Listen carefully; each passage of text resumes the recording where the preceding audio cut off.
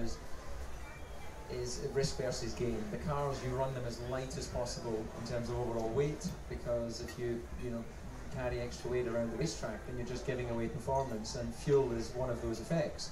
In qualifying, they'll use about 2.2 kilograms of fuel each lap.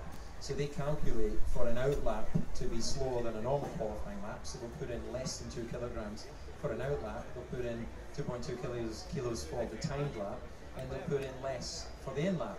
So you're trying to minimize the amount of fuel that's in the car.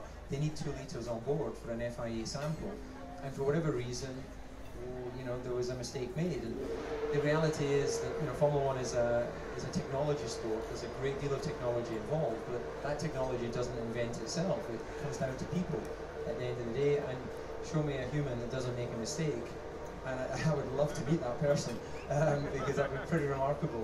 We all make mistakes, and some of them are costly, and some of them not quite so costly. And yesterday it cost the team obviously a fantastic pole position.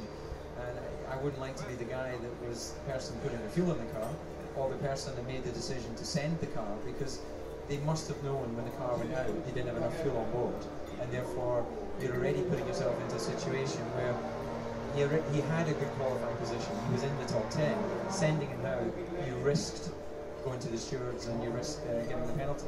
The penalty's a bit hard. You think dropping into the back of Q3, so effectively 10, would have been a fairer choice by the stewards? Yeah, I think it's completely disproportionate to what he gained. Having less than a kilo of fuel on board probably saved him about a tenth of a second, but he was still on pole by half a second. So even if he ran the correct fuel, he still would have had pole position. And it is a harsh penalty, but in the Olympics, if you jump the start twice, you're out.